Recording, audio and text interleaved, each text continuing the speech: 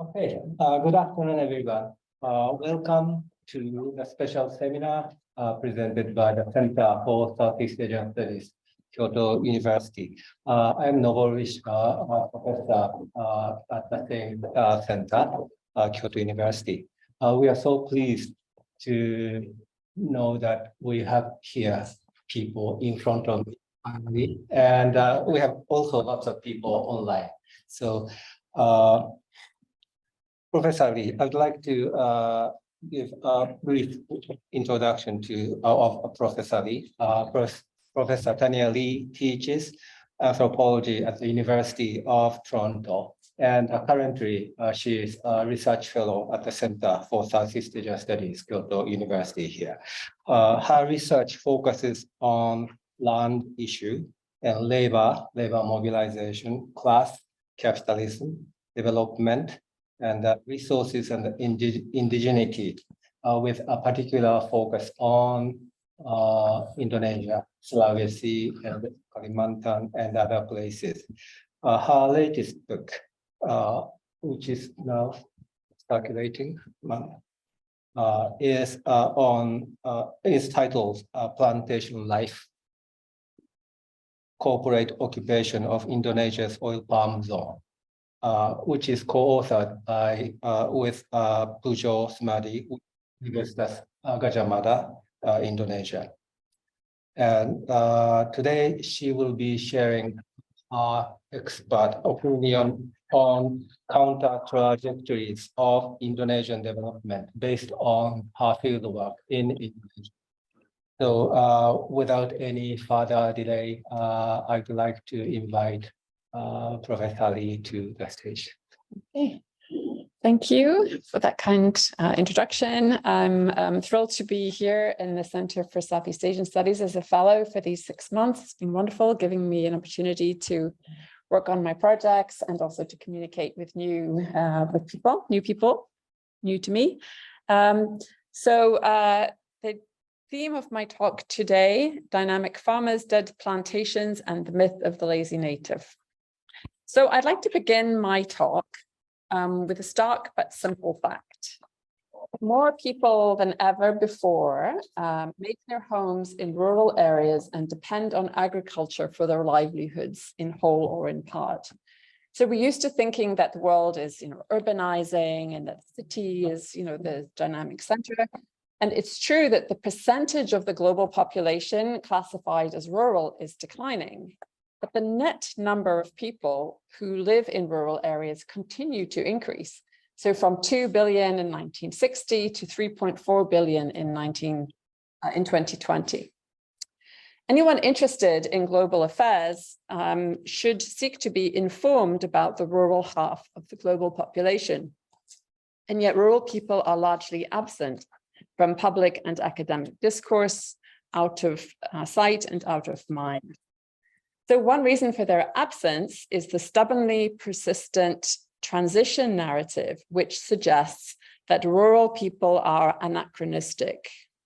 They belong to the past, and sooner or later they will move to cities and join the march of progress.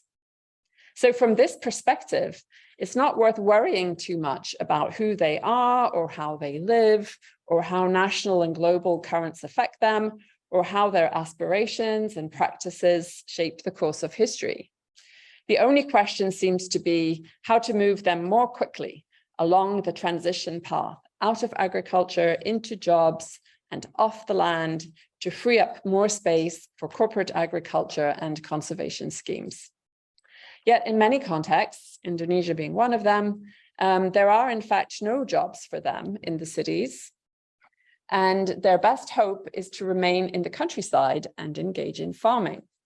This is certainly the case in Indonesia, where agriculture continues to offer the possibility of a good livelihood for families that control their own land, especially when they're supported by adequate infrastructure. So in my research in Indonesia over the past 30 years, I focused on relatively remote areas in Sulawesi and Kalimantan, where agriculture is in fact booming due to the production of global market crops. I studied the arrival of cocoa in Sulawesi during the period 1990 to 2010, and oil palm, which has been booming since around 2000. So there's a major difference between these two crops. Cocoa was principally a smallholder crop, planted by hundreds of thousands of farmers on their own land, using their own labor and resources. Corporations had virtually no role in it. Oil palm, in contrast, has been mainly dominated by large-scale plantation corporations. So these two production systems, I will argue, have radically different implications for farmers, for livelihoods, and also for the future of people and forests in Indonesia. So first, I'd like to show you a few pictures about what these two different landscapes look like, just to kind of bring you into the scene. Here we are, Southeast Asia. The people I'm referring to as dynamic farmers, for example, these are the people that I discussed in my book Land's End on the cocoa boom. And this graph seems to me to be quite revealing. So the blue line is Indonesia. And so Indonesia went from really zero production around 1990 to 20 years later being the third largest producer in the world. The other two big producers are Cote d'Ivoire and Ghana. And all of that was produced by people living in terrain like this. So these are small-scale farmers in mountainous terrain, each of them, each family with their beloved 200 or 300 cocoa trees. So this would be an example of the kinds of farmers that I was working with. You see the house is very modest. It's a little wooden plank house, it's a grass roof, and they love their cocoa trees because they represented the hope of an easier life, some prosperity, some reliable source of cash. Women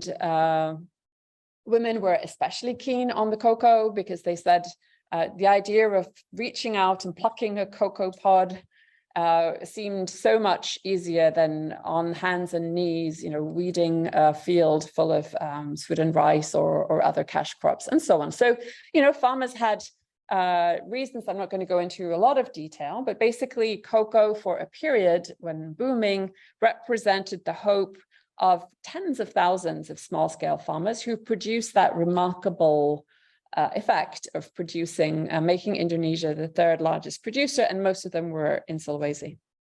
So in contrast, the kind of landscape I'm referring to as dead plantations, those were the dynamic farmers, these are the dead plantations. And this is the topic of the book that I've recently published with my co-author, Pujo Semedi. That's the cover picture of the book. If you wonder what that picture represents, those are oil palms that have been injected with the herbicide Roundup to kill them, so that a new generation of palms can be planted underneath. So it's dead in the sense that it's machinic. It's like as the trees age, they're replaced, new generation, just like you have worn out parts of a factory machine, you replace the bits that wear out, and on you go. And this is what that landscape looks like. So the red on this map, for me, is like sort of a horrifying picture, because these red areas, which you can see are extremely extensive, are all of the areas of Indonesia which has been granted to oil palm corporations by 2018. So it's a massive area. And if you, the programs which allow you to sort of dig deep into those red zones will show kind of back-to-back plantations, basically with virtually no space between them. So this red area then is plantation. This is only oil palm concessions. Then there's other concessions as well, right, for mining and other things. So as you can see, Kalimantan is extremely full. Sumatra is the historical area, also a lot of red, and Papua, watch out. So these are the areas. I don't know if we could move that little icon. Yeah, I don't know how to do that, just so that it doesn't interrupt the Is it okay if I completely? Sure. hide Yeah, this, or- absolutely. okay. Yeah. I would do that. Basically those areas of red represent 1/3 of Indonesia's total agricultural land. So that's a huge amount, right? To be committed to one crop and also to one production regime, which is the regime of corporate plantation agriculture. This doesn't include the smallholder oil palm or any other crop. This is only the plantations with their concession licenses that have been granted. 12 million hectares in Kalimantan, 6 in Sumatra, 3 already in Papua, and so it goes. So this is a close-up view of what inside that red looks like. This is our research area. And what you can see here, this is a map from the mid-90s, that 5 different plantation corporations had been given concessions. At the time, in the mid-90s, only one of them was built. But now, at the time of our research in 2010 to 2015, they were all built. And so the area had been, basically completely occupied by these corporations. The white areas on the map that you see at the bottom there, that's hilly land, as you can see from the topography. And then there's only very small areas along the rivers, which are little nook and cranny spaces where the local Malay and Dayak population of this area are still able to live. So that's what we call corporate occupation. Basically, these people have been occupied by corporations, and it's the life under corporate occupation that we attempted to explore. So as a landscape transformation, of course, it's very drastic. What being occupied by corporations means is that everything will be flattened. If the land is flat, all of the plantation, all of the forests and other cover is removed. It's laid out on the linear grid. If it's hilly, it'll be terraced. But everything that was there before, the farms, the rambutans, the rubber, everything else is gone, basically. It's a flattened landscape. And of course, some people prosper from this. It's not a universal disaster. So in the top picture there, you see a family that have prospered with the trucking business. And in the lower picture, you see a family of local Dayaks who are effectively now landless because of the amount of land taken up by the corporations. The people who work in this industry, in the top picture, you see a young woman from one of those little enclaved hamlets, now basically a landless person, who does casual day labor. The plantation companies are able to recruit from the pools of people who've now effectively become landless and are therefore available for this kind of casual day labor. And the young man at the bottom is a migrant who has come into the area on a 2-year contract to do harvesting work. So in Indonesia, as in many other plantation contexts, the companies tend to prefer migrant workers, with the idea that migrants come with only one purpose: earn money. And so they're more ready to do overtime, dedicate themselves to kind of max out their income. That's the only reason they're there. They're sending their money home to their families. And so in the eyes of the managers, that makes them a more compliant and diligent workforce than the locals who, then the granny dies and then you have to go to a funeral, and life interrupts work for the local population. These are the barrack buildings that those migrant workers live in, 4 people to a small unit, and no provision for their families. So there was a period when the state plantation in our study had quite good labor conditions, in fact, excellent. Nice houses, schooling, daycare, all kinds of facilities. But those kind of good jobs have really decreased in number, because the companies are now favoring a casual and outsourced labor supply. So those good jobs still exist, but they're extremely few.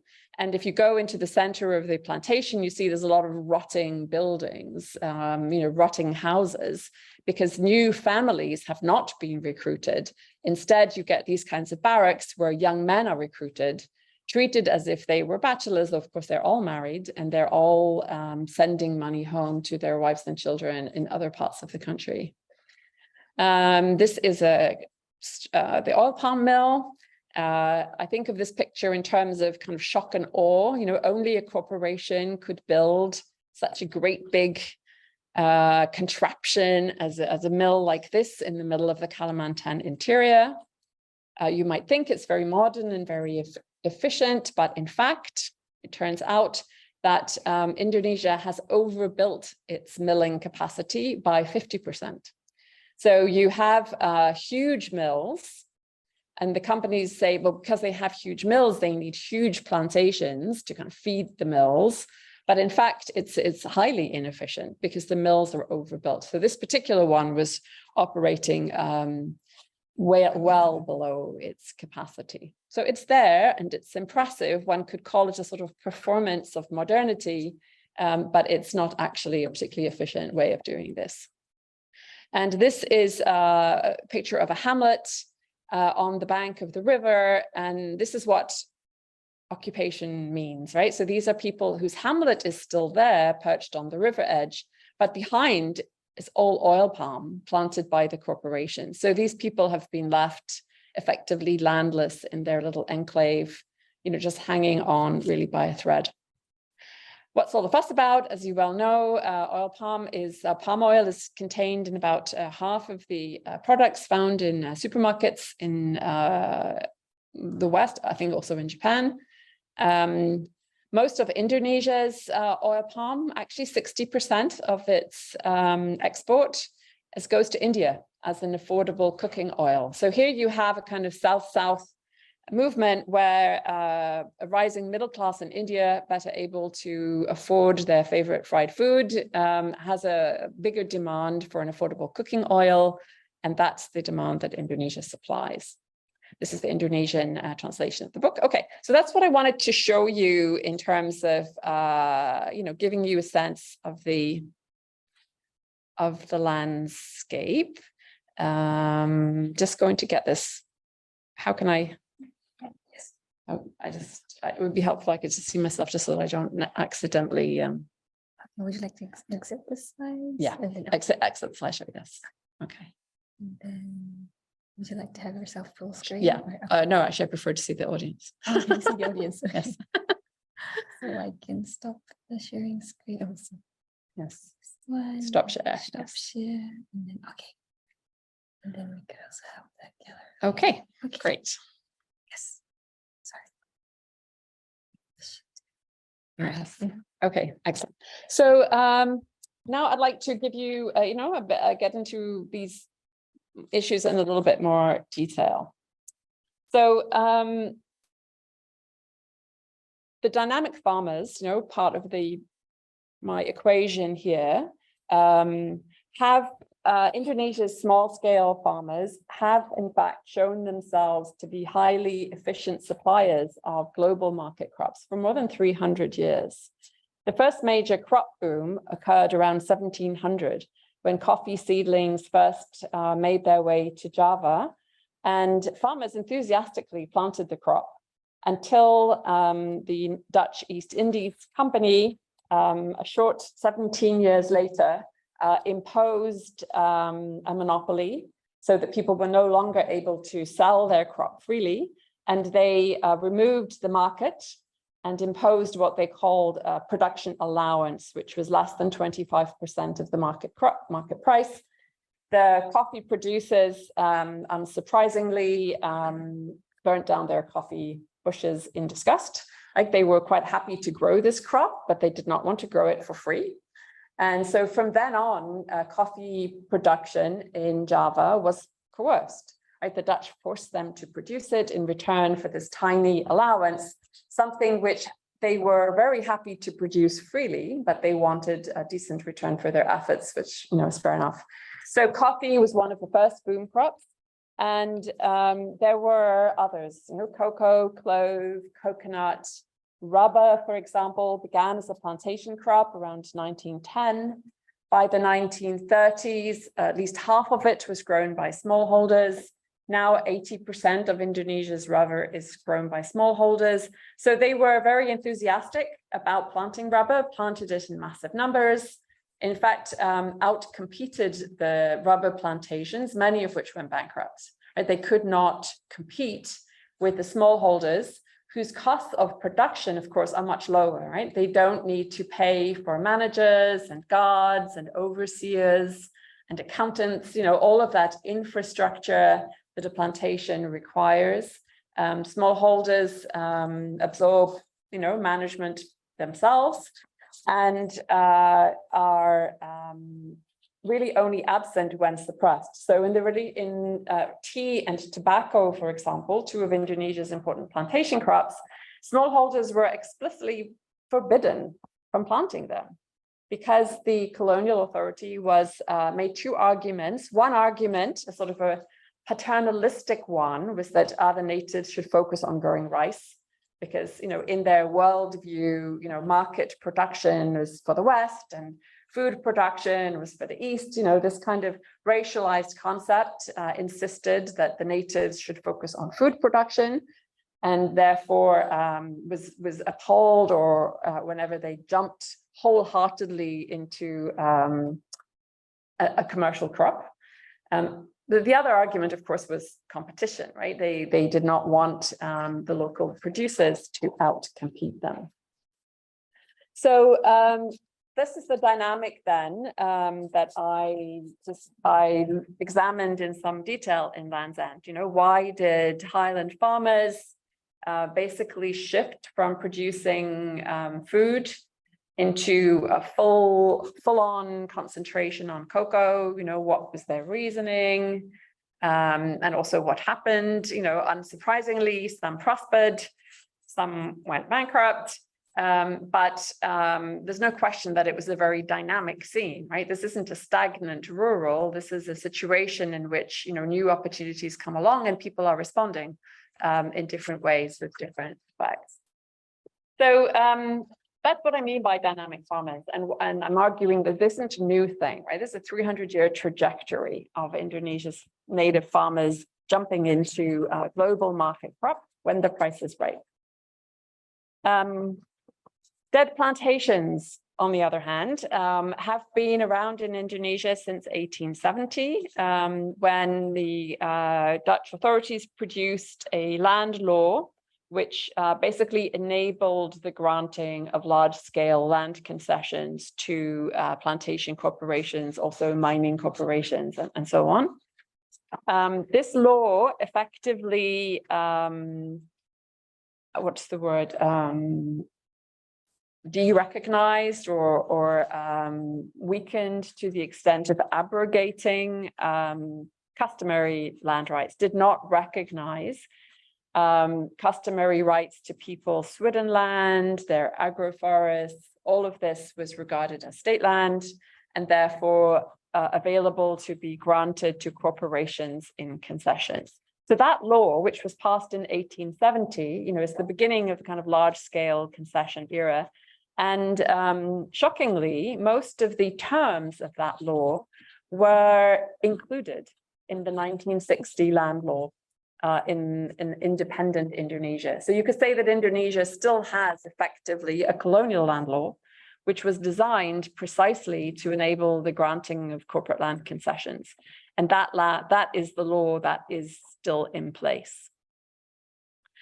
So what do we think then about these large-scale plantations? So although usually labeled capitalist, one thinks of a large-scale corporate plantation as a sort of an icon, not only of modernity, but of capitalism. These plantations are not, in fact, characterized by free market competition in any sense, right? Unlike small-scale commodity producers, like the cocoa farmers I discussed in Land's End, these large-scale corporations do not pay market price for land. They're granted it virtually free of charge, right? They do not pay so much per hectare as the local farmers do, right? They don't pay the market price. They don't pay the market price for labor because the government engineers a labor surplus in the vicinity, both by granting so many plantation concessions that you create landless populations. So you could say the supply of cheap labor, it's a setup, it has been organized for them. But also because of the close link between the corporate plantations and the transmigration scheme, which for many decades has imported workers from Java and from other islands and placed them adjacent to plantations where there's no other work except to work on the plantation. So you could say they're working with subsidized land, subsidized labor, also subsidized capital. Like if you're a small scale farmer, you pay real money for credit. But if you're a corporation, you can take your concession license to the bank, and that's how you get the credit you need to develop the plantation. So they don't actually, although they're described as investors, they don't actually come with money. They come, they use the money they have to get a plantation license. The license then becomes the guarantee at the bank and the source of their capital for developing the plantation. So I would call that a subsidy scheme, right? This is kind of corporate welfare. These are companies that are heavily supported both by the law, the land law, the investment law, but also by the provision of subsidized land, labor, and credit. These practices of corporate subsidy are, of course, age old. They go back to 1870 in Indonesia, but they go back older in other plantation regimes. If you think about slave plantations in the Atlantic, they were based on stolen land and subsidized labor. They've never, paid their way in the way that one might think a capitalist corporation has to do. So why has Indonesia sort of really committed itself to this sprawling sea of red that I show on the map? Why all that red? Why so much land to corporations? So one of the arguments that the plantation corporations and their state sponsors make repeatedly is that corporations are needed to bring jobs and development to remote areas. So this is where the myth of the lazy native comes in, right? Because that argument that you need corporations to get the job done hinges on assessing the capacity of the farmers, the local farmers, as less efficient, less willing, right? You basically need lazy natives, or the myth of lazy natives, in order to produce an alibi for corporate presence. Corporations are needed to get the job done because look at the natives, they don't do anything. So this is not only a colonial story, but in our research, we had government officials and plantation managers basically repeat the myth of the lazy native to us, unrevised. Before we came here, the natives hadn't done anything and, practically told us they were living in trees, which was complete nonsense because tens or hundreds of tons of rubber was going down the river monthly from these lazy natives, right? They were actually highly productive rubber farmers besides growing rice and feeding themselves and doing many things, all of which was just kind of overlooked in order to conjure the appearance of a land without owners, of local people who are not producers, who don't produce anything, who don't do anything useful. And that's why the corporation needs to come.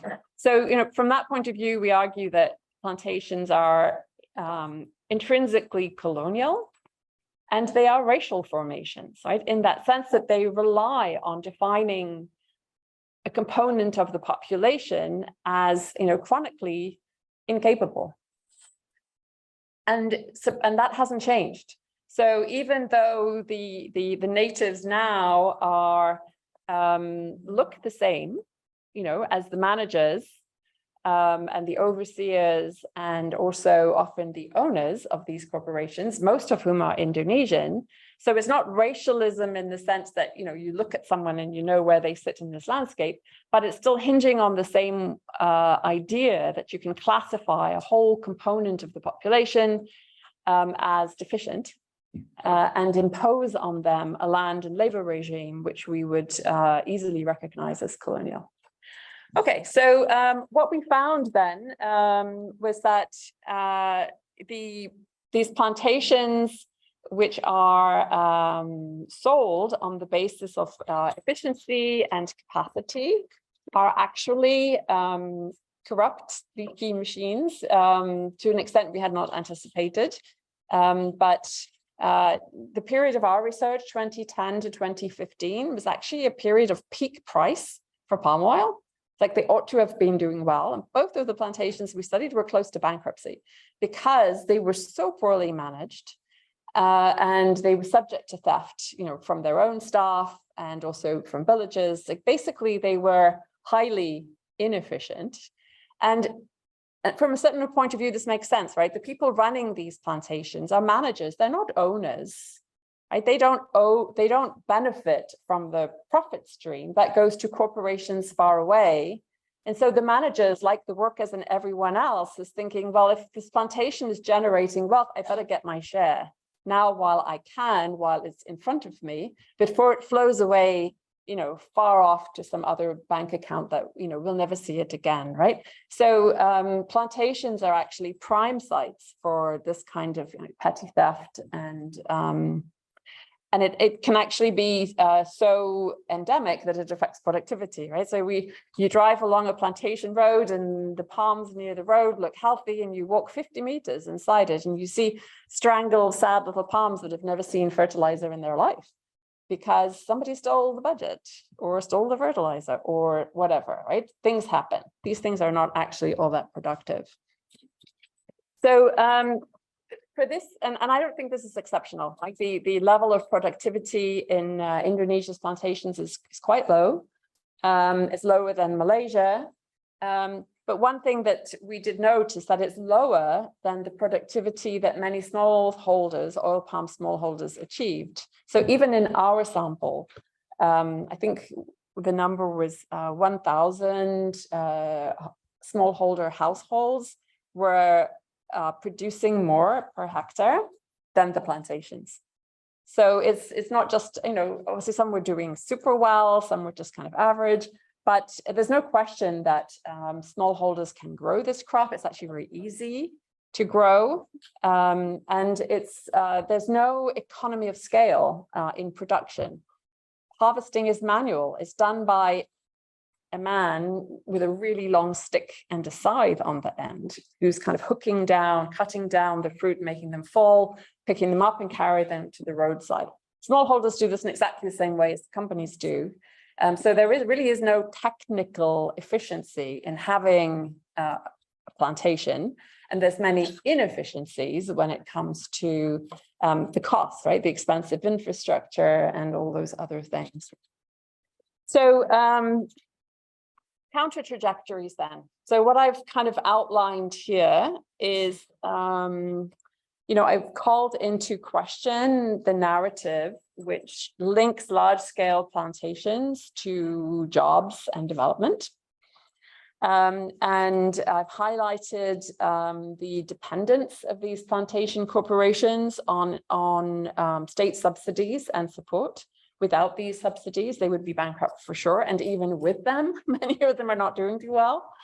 The other kind of support that these corporations get is the support of the local bureaucrats and politicians who are officially tasked with smoothing the way for companies. This is part of not just under the table payments, but part of their official job description is to smooth the way for plantation corporations in their districts, all in the name of jobs and development, right? We want these companies to come here so that our district will prosper. And, under this label, the entire system is oriented to support the corporation. So if you were an ordinary villager in that landscape, and let's say you had a labor grievance or a land grievance, or some mill effluent had poisoned your rice field, and you want to go to a government office to complain, no hope for you there, right? Because all of those people are officially tasked with supporting the corporation. So this is another reason we use this idiom of occupation, right? Because we argue that in any occupation zone, you have collaborators. And then you have also sort of complicity, right? People can't make the corporation go away.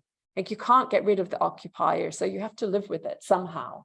And so all of these minor adjustments and strategies, including the theft and so on, they're all part of like living with an occupying force that you cannot remove, and therefore you have to adapt to it in whatever ways you can.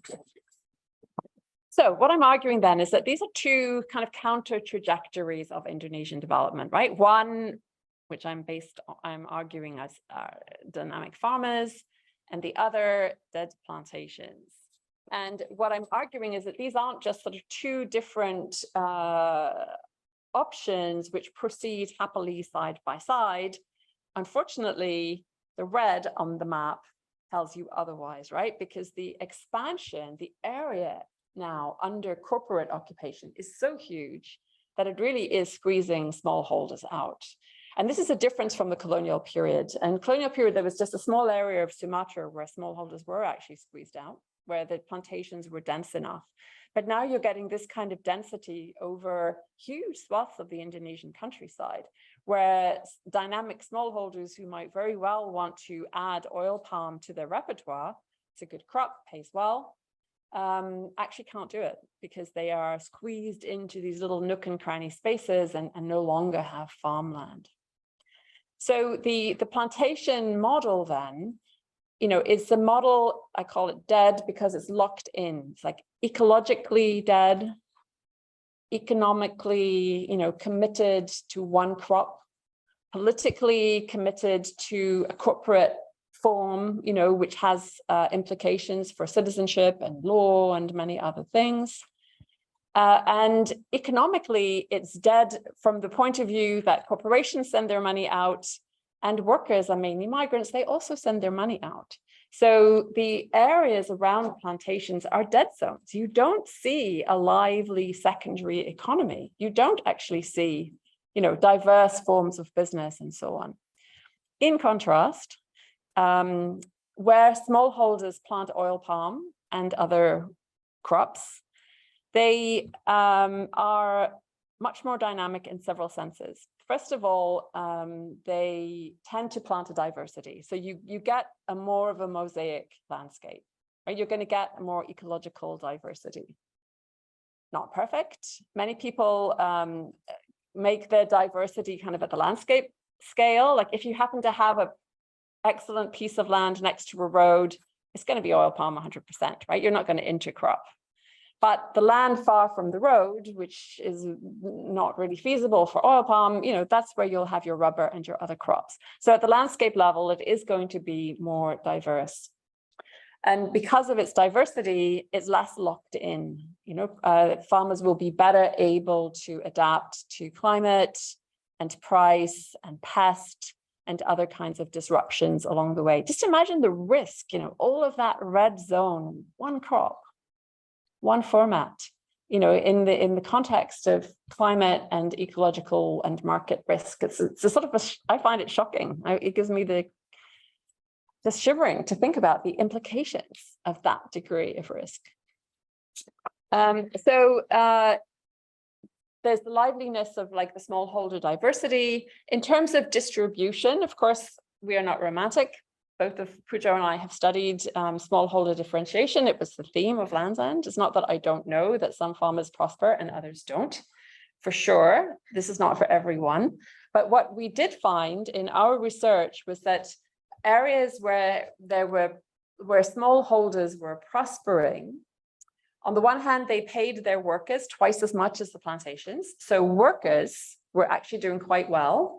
They even if you're engaging with oil palm as a worker for your neighbor, decent pay, much double the amount the plantations were paying. So that's good. Money circulating through wages. And then there's the secondary economy. If the smallholders are prospering, they're fixing up their houses. They're buying a new motorbike. Then you need to have a repair shop, and then they're installing generators. And then there's basically a lively secondary economy because people have money and it's circulating locally. In contrast to a plantation dominated zone, where nothing circulates locally. There's really nothing going on there. It's extremely static. So this kind of distribution and liveliness is worth thinking about, right? It's a very different trajectory. The final point to make is in terms of the kind of political relations. And again, we're not romantic. And there's no question that customary institutions can be subject to elite capture, gender bias, etc. It's not to say they're perfect, but if you compare them to the total lack of accountability of a corporation, like if it's your customary leaders, there's some hope that you can hold them to account. It's probably your kin, they're your neighbors, they have to face you at some point, right? And there is some social control. In contrast, the plantations are a black box. Like you have a problem, who do you talk to? You talk to the humas, the public relations guy, and he brushes you off, or you think you formed a relationship with one public relations guy, and then next time you go to see him, he's been transferred and there's a new guy and doesn't know you. It's like that, people try to engage with the corporation and they get absolutely nowhere. So even from the point of view of a set of sort of social and political relations, it's a dead zone, basically. No hope. Okay, so what are the implications then to wrap up? So, we're making a case for the smallholders because we are trying to look for ways to halt that tide of red and turn it around, right? That tide of red on the map is a scary thing. It's a dangerous thing. It's a damaging thing. And so one way we're doing that is to try to poke holes in the argument that corporate plantations are needed because they bring jobs and development, right? So let's take a look at the jobs, look at the quality of the jobs. Let's look at the development. Let's look at the quality of development. Like, what is it actually like to live under corporate occupation? Is this a kind of development that you want for your country? 1/3 of it already and more, right? So, trying to sort of poke holes in the idea of plantation efficiency, jobs, development, and so on. And on the other hand, to make this argument we're making for kind of smallholder enthusiasm and capacity, because this is what the industry tends to deny. The smallholder productivity is low. Well, it's probably low because they never had access to high quality seed, and seed makes all the difference. You plant low quality seed, it's like a crime.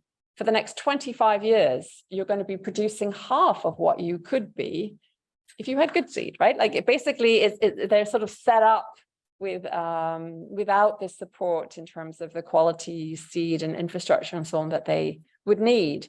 And this is then translated into a lazy native argument that they can't do it. But have you ever really seriously given them the chance, right? So the reason we're trying to sort of shift this ground is because the 20 years of advocacy already in Indonesia by NGOs trying to stem the corporate advance, right? Basically pointing to things like land issues, problems of customary land, environment. It's not that any of the problems we've uncovered are unknown. For 20 years, we've all known about the damage done, and yet it has made no difference at all to the corporate advice. 20 years of advocacy and another 20 million hectares of corporate oil palm, right? So you'd have to say that the advocacy strategies so far have not succeeded in stopping the train or turning it around. So, some other kind of language and some other kind of approach is needed. So pointing out harms doesn't seem to be enough. Most of the advocacy points out the harms, ecology, land, labor, etc. But the response is always, well, yes, it's true. Too bad for the orangutans, but our people need jobs and development. right? So it's always turned around into what we think of as like no omelets without eggs kind of argument, right? Like too bad there's going to be losses, but just look at the bright future. So we're saying, but is it actually a bright future, right? Tackle the argument there. And then there are, of course, the discourse of sustainability, right? So, Indonesia and Malaysia, the two largest producers globally, together they produce 85% of the world's oil palm.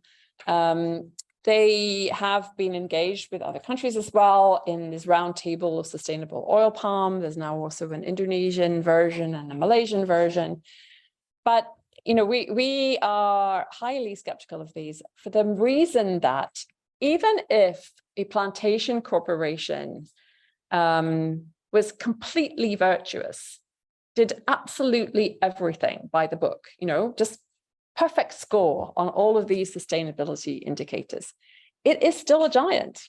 It is still going to occupy tens of thousands of land, and it is still going to squeeze out this counter-trajectory that we've been outlining, right? So any kind of measure which just tries to make the corporations behave or be good or be more virtuous is going to be limited by the fact that it's still a corporate model which is being advanced here, and it's running at the expense of the alternative. Even when companies and the government, they like to say that they support smallholders, this is not actually true. As we've pointed out, all of the laws and the subsidies lead in a pro-corporate direction. The opportunities that are given to smallholders are minute, and there is an alternative. So Thailand is the world's third largest oil palm producer, and in Thailand, 80% of the palm oil is grown by smallholders with an average size of 4 hectares. Right? The Thais can do it. They've figured out ways of managing the problems of infrastructure and milling and so on. Again, the Thais are saying the productivity is not that high. I'm sure it could be better, but there are alternative models. If there was a will, there certainly would be a way of producing palm oil in a very different way than the way it's being done now. But at the moment, smallholder support is lip service. So I'll leave it there and look forward to your questions. Okay, so now I'd like to open the floor.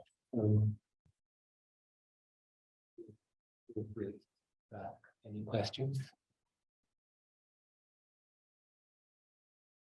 Thank you so much. I just a simple question.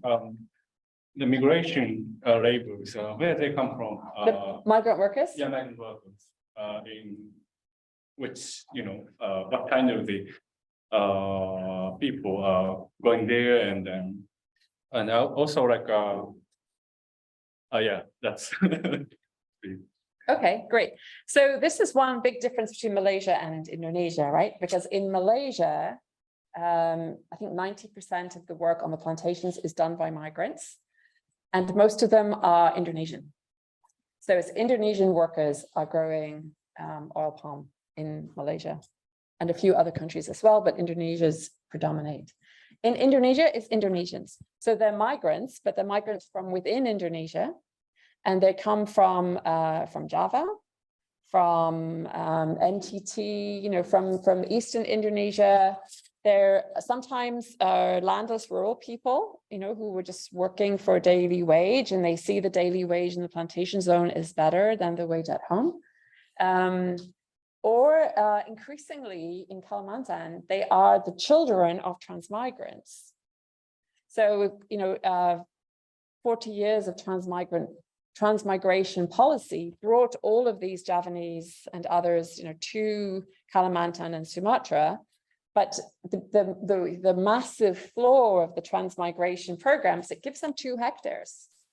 So that might be okay for one generation, but generation 2 and 3, they're all landless, right? So it's often young Javanese men who are the landless children of transmigrants, who are now a labor force circulating around Kalimantan and Sumatra, desperately in need of work. So you don't even need to go to Java to get Javanese, because you've got plenty of Javanese in Kalimantan. And how did they get there, and why are they landless? Because that was their history. So that's who it is. Yeah. My name is Chika. Thank you very much for your fascinating presentation. And because you just explained that all the migrants comes from domestic workers inside of Indonesia. And then if you want to argue, let's say, to the national government of Indonesia that we have to care more about the small scale farmers in rural areas, and how can we put it to the discussion table? Because now maybe, as you discussed earlier, the percentage of the rural people is declining. So maybe the national government only care about the metropolitan or urban area. And then as long as they can get tax income from those corporate companies, they might don't care about how rural society is devastated by this corporate plantation. So do you have any good idea? Right. Well, you put quite a few different points in there, right? So the tax is pretty low. You know, the companies are as part of the corporate subsidies. Basically, they're taxed at a very low rate. And Indonesia's own audit authority found that most plantation corporations do not even pay their taxes. So there's a problem of kind of you can't say the government supports corporations because of the taxes. Like, that just doesn't add up. The question of you know, who are the workers, coming back to your point. So some of it is urban to rural migration. These are city people, often from Java, who are landless, who have very marginal work in the cities because they are selling, you know, like a food truck on the sidewalk or something like that. And they go to the plantation zone because they can make good money. What they find is they can make better money if they work for smallholders. So the smallholders employ both their own neighbors, like in this case, Malay and Dayak families hire their own neighbors, but they also hire migrants. And what we found is that they do so on a more, you know, what Pujo calls sort of humanistic basis, right? Because wherever your worker comes from, if you are a small scale farmer, it's a person to you, right? It's not a number, it's not a bureaucratic cost center, right? It's a person. And so, you know, we found that the quality of relationships, whether they were the same ethnic group or not, basically these small scale farmers, those who were prospering and who maybe hired 2 or 3 workers, you know, they treated them like real people. They had to pay them a decent wage.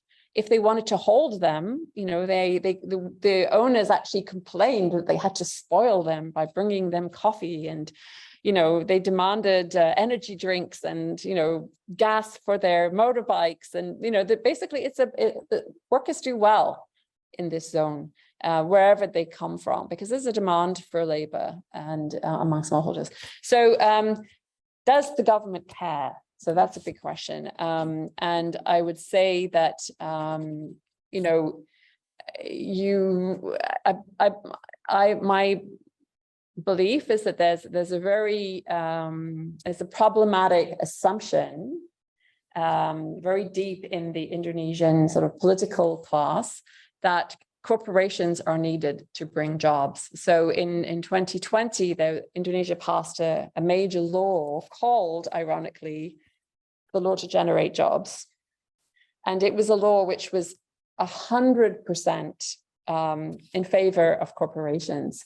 And it weakened land and labor and environmental laws, all with the argument that we've got to cut the red tape and the regulations and whatnot in order to get more investment.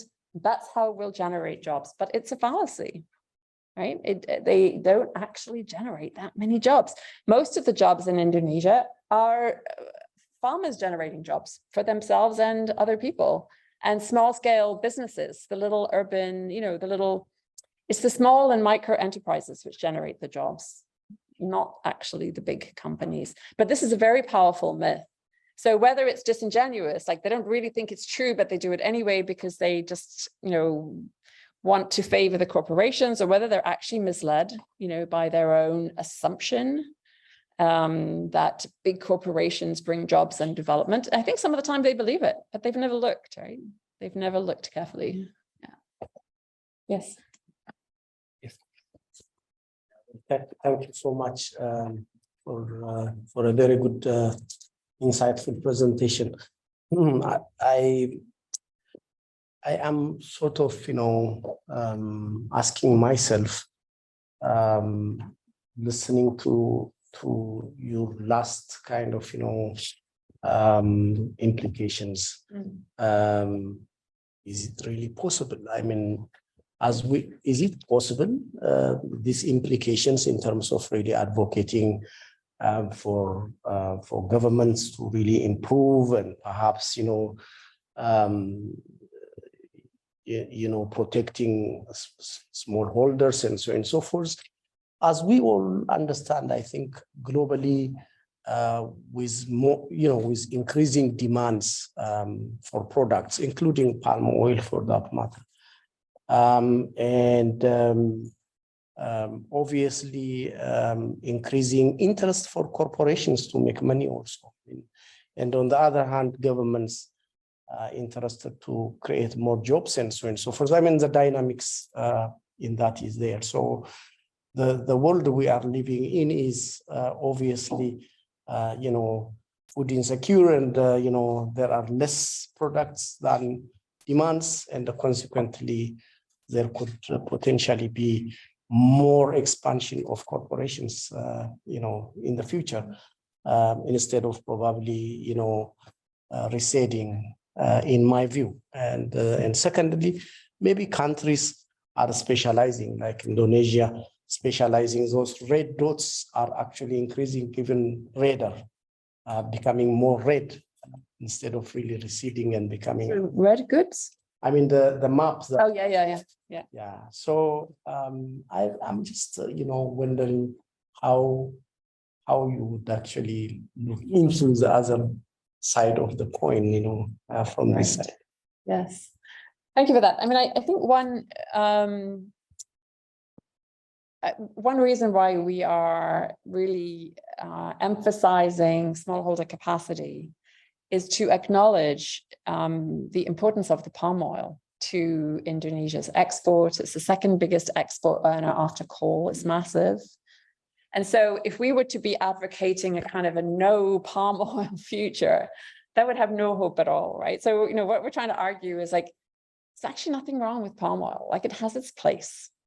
So we're not attacking the palm or the oil, but the model used for its production. So that's sort of one barrier less, right? We're not saying Indonesia has to give up on producing this thing or exporting it.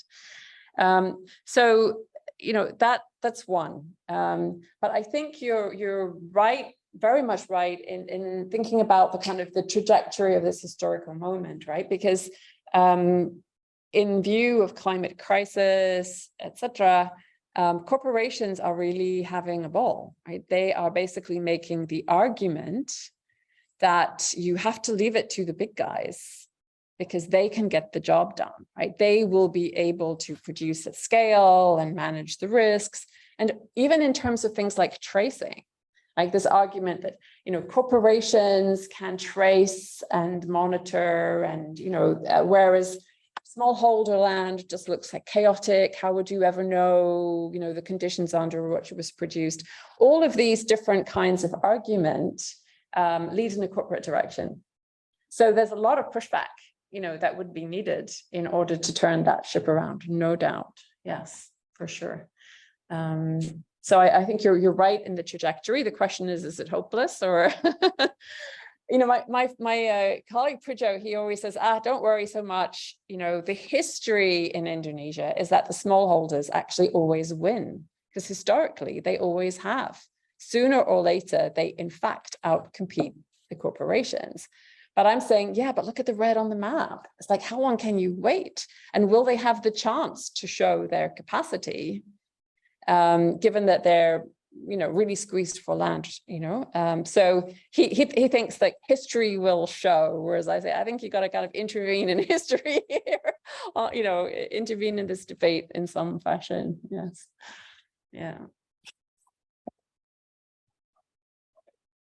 Thank you for the talk, and I wanted to follow up on these trajectories you were mentioning, and it seemed to me that the whole book is pointing out all these the ways in which the plantation machinery is not faulty but working actually on the ground, and it is not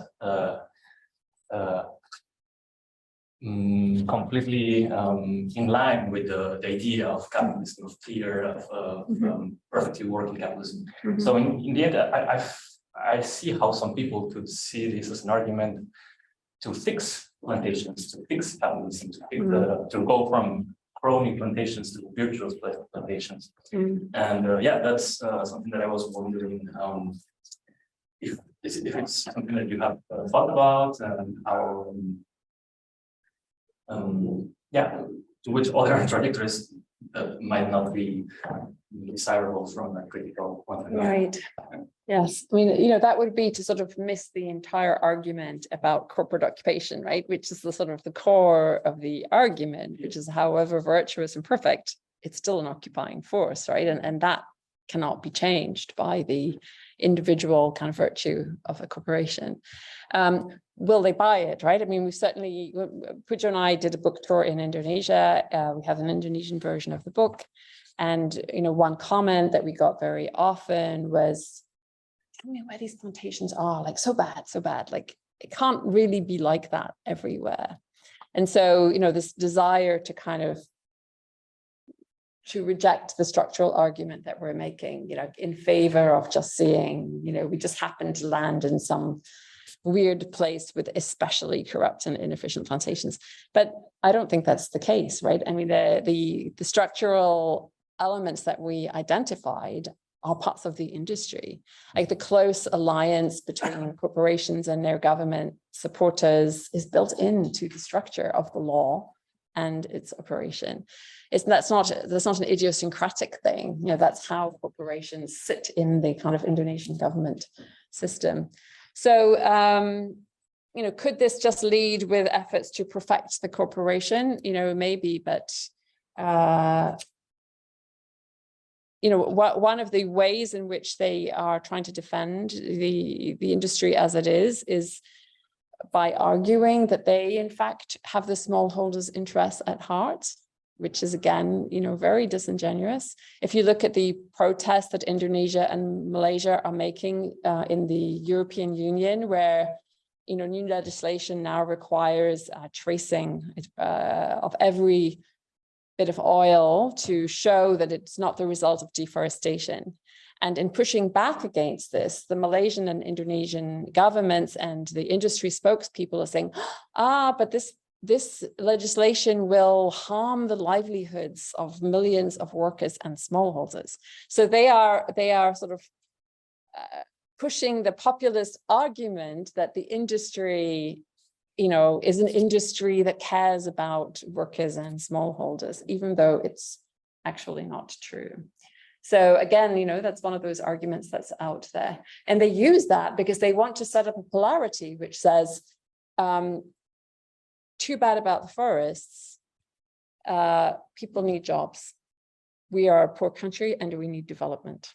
Smallholders, depend on this too. So basically setting it up as an either or, either you save the forest or you care for the people. But these are corporations talking here. Like, do they care for the people? It's not that obvious, right? So you have to intervene in that. Yeah.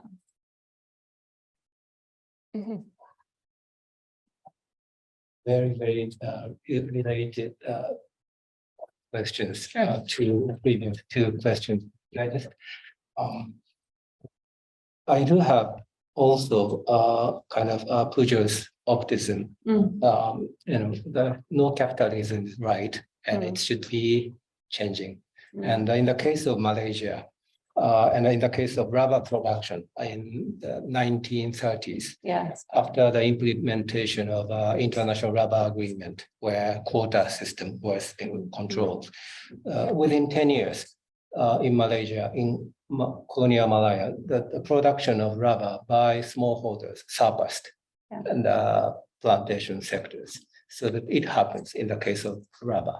So, and in the case of Malaysia, Malaysia is such a small country, so that they are, land hungry, but they have no more land to develop. The red dots. And that's why that they are expanding their operation to Africa, Liberia, and the other West African countries. But the people say no, we don't need any plantations, so that they have no place to go.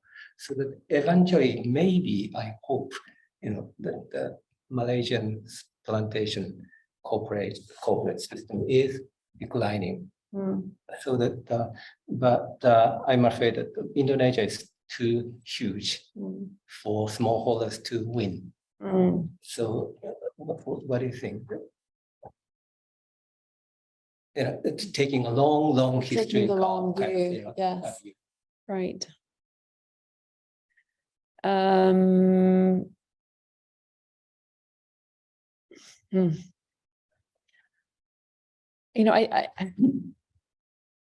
Rubber is and isn't a good example, right? Because the technical qualities of rubber make it very, very easy for smallholders. Different, They are very different. Infrastructure. Yes, I mean, a smallholder rubber, you can store rubber and you can transport it on a bicycle or even in a backpack if you have to, right? Or on a motorbike. It's much more smallholder friendly. So that argument is always put forward, and why you need these corporations. So I think you have to look in detail at how, in those areas where smallholders do dominate, including in Thailand and in parts of Sumatra, how are they doing it? Well, they have small mills, which are suited for 500 hectares, not 5,000 or 20,000. Many mills in competition with each other so that people get a good price, right? I mean, you have to look at what are the conditions of possibility for smallholders to prosper with this crop, and how could you put those conditions in place? I don't think you can just wait, for the tide of history. And, I think it's the occupation element. So, in our research site, there was a colonial rubber plantation, and it had a concession for something like 10,000 hectares, but it only ever managed to plant 500, which is classic. So people continued to farm all the rest until that old concession was revived as a plantation, as an oil palm plantation. But the point about the 500 was that the villagers did not think they had been occupied. They saw the plantation as a neighbor because it didn't take up all the land. It wasn't even all that strong. And the way that the Dutch managers ran it was rather like their own elites ran rubber plantations. So whenever the plantation ran out of money, they borrowed money from the local money lenders like everybody else, right? And so it didn't have these same qualities of being so huge, so anonymous, and so much stronger, so strongly supported by the government. That colonial era rubber outpost was a bit weak. And so people could kind of deal with it. But that's why I think this oil palm thing is different, the size of the corporations, the strength of their backing, it's going to be much harder. Yeah.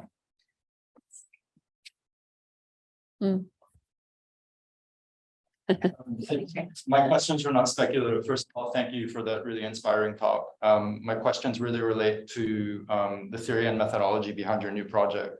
One, I was really drawn to your reference to the myth of the lazy native, which of course is a foundational but really overlooked text in Southeast Asian studies. Yeah. And I was wondering if I could draw you out a bit more on your engagement with Syed Hussein Alatas's work, because It sounds like it's really making an intervention in the way that you are framing what you're calling trajectories, but which sound to me like you're talking about new narratives. Yeah. And then the second question was very simply, how have your methodologies changed yours and Puja's methodologies changed in this new project compared to plantation life? If they've changed at all. I don't think it's a new project. Okay, sorry. So this was really based on the book. Yes, I mean, what I tried to do in this talk was to put two of my projects in conversation, like the smallholder, which was my previous work, and Landsend on cocoa farmers. And then my second question is, what's next for you? okay, well, thank you.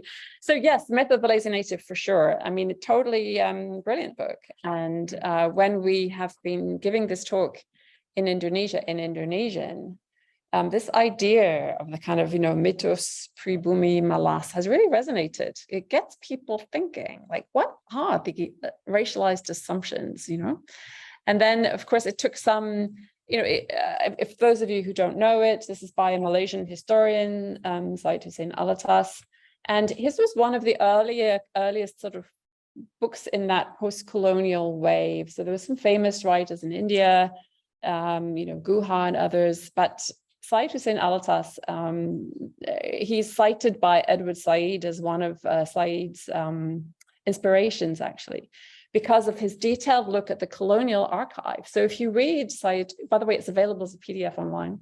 So it's very easy to read Alatas, which is great, because I don't even know if it's in print, right? It's been a while. But what he does is he does a deep dive into the colonial archive, and he shows all the ways in which, evidence and experience of kind of dynamism in trade, in production, gets somehow set aside, disallowed, misrecognized, in order to produce this idea that the natives are lazy. And he takes separately, he deals with the Philippines, with Malaysia, with Indonesia, with Java, and he takes you into the colonial archive in such a way that kind of makes my flesh crawl. It's like, yeah, that's what people were saying. That's what shows up in the archive, and Alatas has kind of dug it out. So it really takes you inside a colonial mindset in a way which is quite moving. So it's a great book. I had read it years ago, read it again recently, and it still is very significant. What's tricky for us in this work is the question of race, right? Because, Alatas is talking about a colonial sort of white-brown world. What we are trying to show is that this racialized mentality is still in place. So even though, we're drawing on kind of theories of racial capitalism, Cedric Robinson and others, who are arguing that race isn't just a matter of skin. Right? It's not what you look, it's not phenotypic. It has to do with how you can characterize entire groups of people as deficient in some way, which makes them hyper-exploitable. Either you can steal their land, or you can use their labor without paying them. What is it that enables you to do this? Not idiosyncratically, but systematically. And that, for Robinson, is racial capitalism. And so, we're arguing that there's a racialism still at work in the plantation zone, where plantation managers, and often also the Javanese workers, regard the Malays and Dayaks in the surrounding areas as not only lazy, but also possibly dangerous, backward, primitive, like a whole bundle of ways of seeing people, which you'd have to say come straight out of a colonial archive, but they're still being produced today. So that's something that we try to examine in the book. Like, what is it that enables this kind of racialism? How can you take the workers inside the state plantation and say, of course, these people need houses and schools and water, and then the people in the enclaves, no houses, no school, no water, not even any land.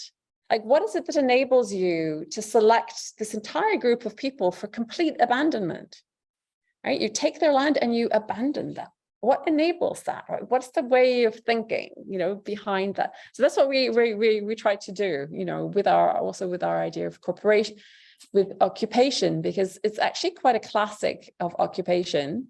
And we learned about this from reading about Israeli occupation of Palestine, actually, is to divide the population. Not everybody's occupied in the same way, right? It's like a fractured landscape.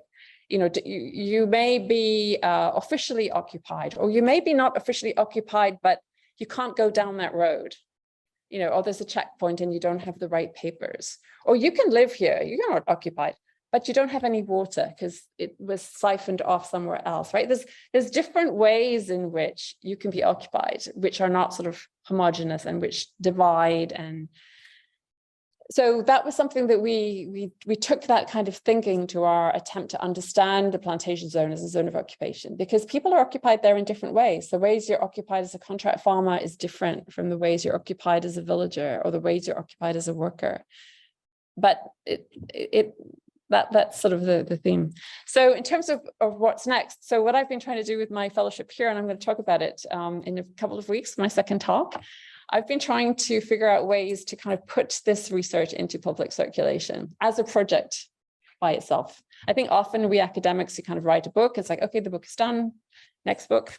But both of us feel that what we have kind of found here is such a disaster that we don't want to just kind of leave it there, so we're doing some deliberate things, which I'm looking forward to talking about. Yeah. The talk will be on the 6th of July. Great. Yes. Thank you very much for fascinating talk. My question actually related to the previous one about saying citing. So I think according to Anata's, the lazy Malay or lazy native is something that might like written by the colonial elite in British elite, Dutch, whatever. And then, but I think what he explained, if I remember correctly, is that the way Malay people be lazy is kind of like counter discourse against the colonial enterprises, not cooperating with monetization project, like working for labor or the colonial government. And I think it's being the lazy Malay because they have their own land farm, they can eat without working as a wage labor, whatever. And then I think those mentalities are actually stigmatized by the Malay elite, like Mahathir also used that Malay have to be low because we are lazy, they have to be more liberal. Exactly. And this is kind of like stigmatized perspective on lazy Malay. But the thing is, lazy Malay, this discourse is counter narrative against Western colonialism or imperialism. But when it comes to capitalism, which we were focusing on, I see the kind of transition from imperialism to capitalist empire, which plantation, corporation, capitalism, more like borderless kind of, which Antonio Negri and Hart explained the kind of things. So when it comes to this, we see this kind of transition from imperialism or the capitalist empire, and then how those natives, small scale farmers incorporate these things. And is there any counter narrative which they were, for instance, small scale labor, small scale farmer in Indonesia can use to kind of fight against the kind of capitalist empire or plantation, corporate occupation, thing. So because I think it might be, I'm sure that they are quite hardworking, yes, but they used to be using that not be work harder as a counter narrative against the rule, against the colonial elite. And then now when it comes to this 20th century, and we have this capitalist dominations in plantations, and how those small scale worker could either they are completely incorporated to the capitalist empires, or they are have to use the weapon of the weak to fight against this kind of narrative. So this might be my questions. Right. Okay, well, there's a couple of things. I'm not sure that this transition, actually holds. I think, we drew on Anne Stoller's work on what she calls imperial debris. She argues that the contemporary world is full of empire, is full of the debris of empire. And this way of thinking, that Alatas outlined, for example, you could say it's imperial debris, but debris is still there in the present, it's still doing things, right? It's still active in the present. So that's one thing. And the second thing is I'm not with the borderless. I think Hart and Negri are wrong there. I think the question of how a plantation corporation can take hold of land is always actually quite a specific question, right? Capital doesn't just flow in a borderless way. You actually have to look at what is the law You know, what is the land law? Where does that come from? Colonial, as it turns out. You know, what is the kind of the state of the political apparatus? Who does it represent? Like, there's so many things which could be barriers to the flow of capital or could enable it. And each of them sort of has a history. So I don't think you can just say, you know, it's borderless capital flows. So that's the second thing. The third point I would just make is to this term capitalism, right? Because I would say that the farmers I described in Land's End are capitalist. I actually called it capitalist relations on an indigenous frontier, because those farmers actually had to sink or swim in the tide of competition, right? They had to pay real money for land and labor and capital, and those that failed went under. Right? They had to compete with their neighbors in the sense, like, you have two restaurants and one, you know, has tastier food and the other one is going to go bankrupt sooner or later, right? That's how it is with capitalism, right? And whereas these corporations don't operate like that, like they're subsidized and protected so that even when they operate very inefficiently, they still don't go bankrupt. Someone bails them out and they live again another day, right? So I think how we use this term capitalism and what work we want to do, you know, is sort of worth thinking about. I think if you call these plantation corporations capitalists, you give them too much credit.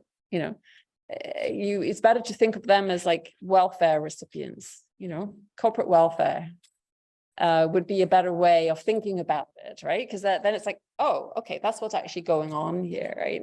So you know, I think the question of, yes, there's a lot we could say, and I can't continue, but I think that those are terms worth and trajectories worth kind of picking apart.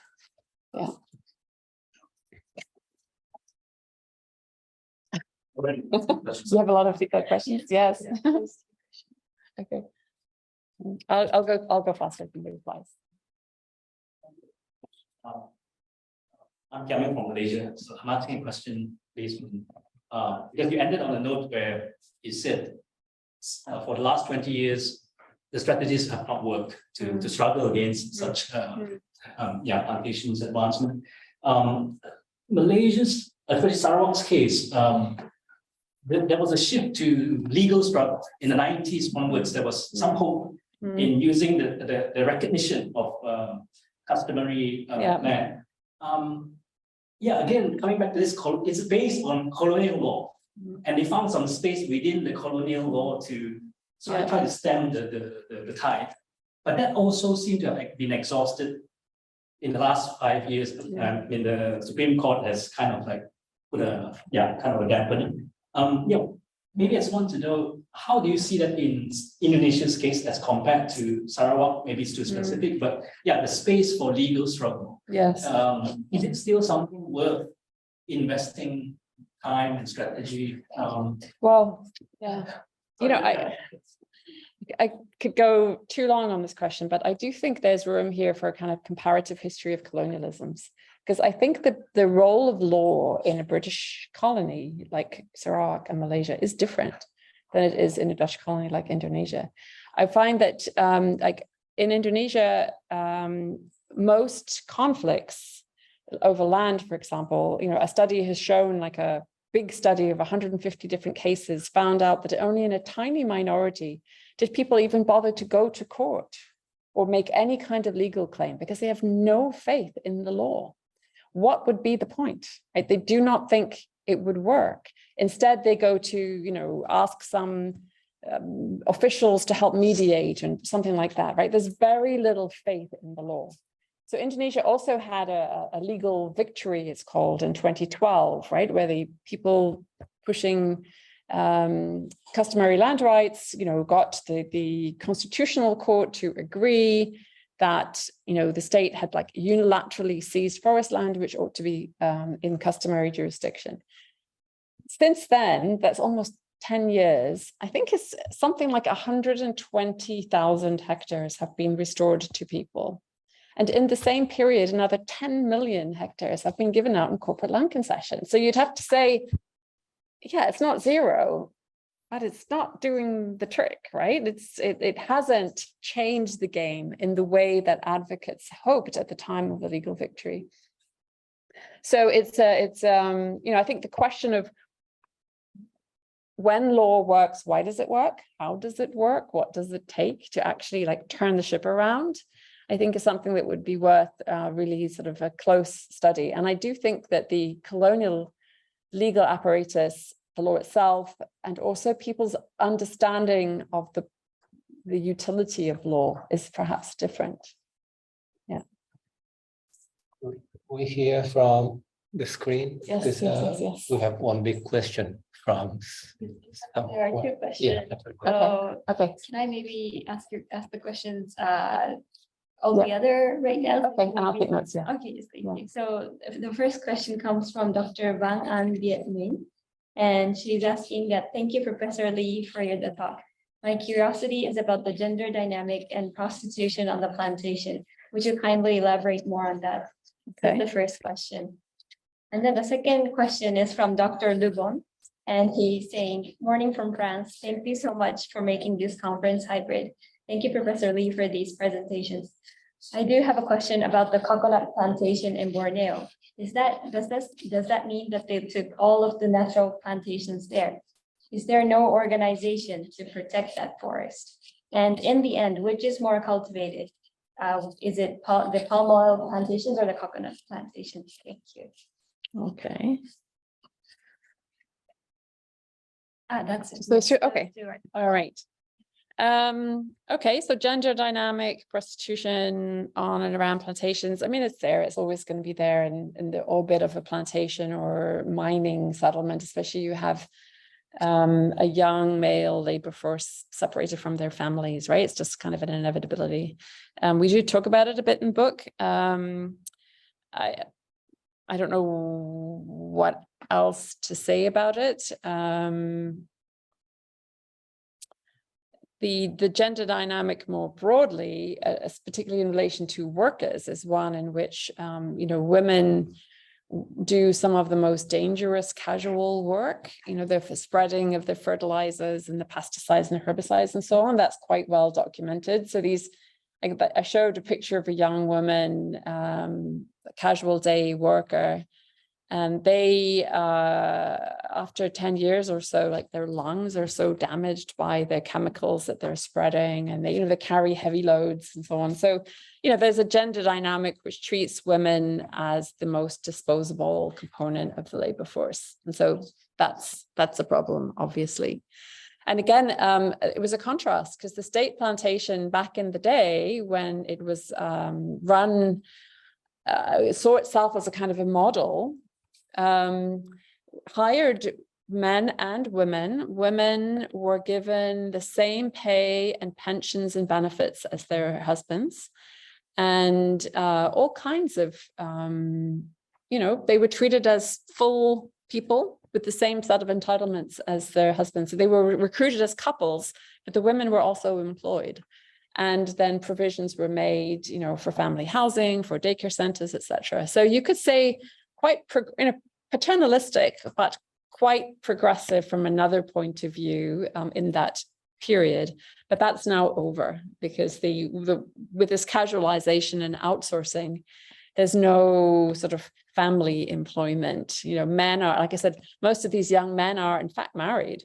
But you have this weird thing where young men have to come from far away and leave their families behind. And then because the corporations don't want to hire local men, those young men have to go somewhere else to work in mines or something, so it's like you're actually splitting families in both directions. The migrant workers coming in have to leave their families behind, and the companies hire local women because they regard them as hardworking and also disposable, but they don't hire the men because they regard them as lazy. And so they have to go somewhere else. So it's a highly destructive system from the point of view of family life and treating men or women really as full people. On the question of, I really don't know the extent of coconut, but it's far, far smaller than oil palm. I mean, it must be probably 1/100th the scale. So, coconut has not been booming as an oil. It's been very much outcompeted by cheap, one could say, subsidized palm oil. I don't know very much about the remaining coconut plantations, but it's not a dynamic booming sector in the same way that the oil palm is.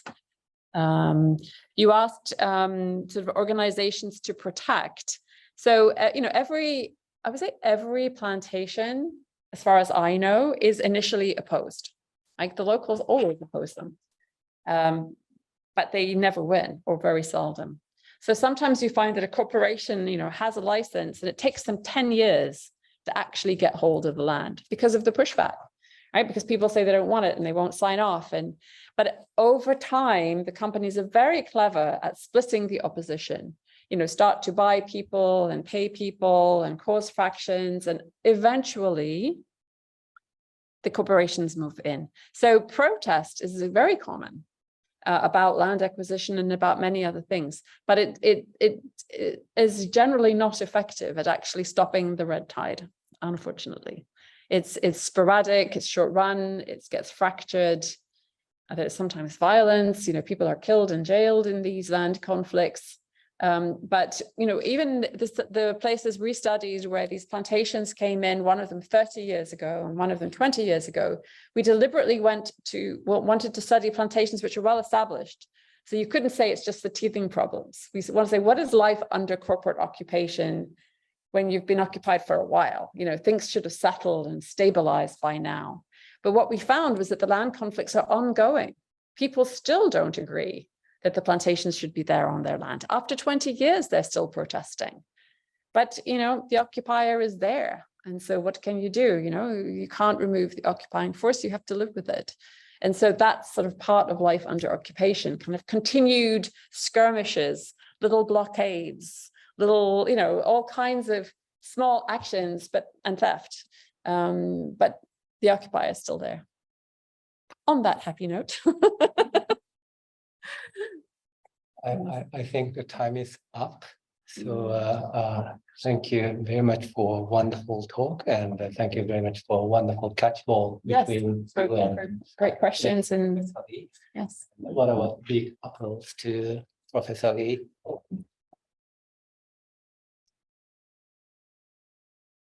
So for people who are around, in Kyoto, Osaka, Kansai area, on July 6th, she's talking about the translation project of her plantation project. So please come.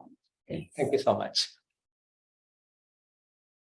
Thank you to everyone online for showing up and listening to yet another Zoom talk. It's just great. Thank you. Yeah.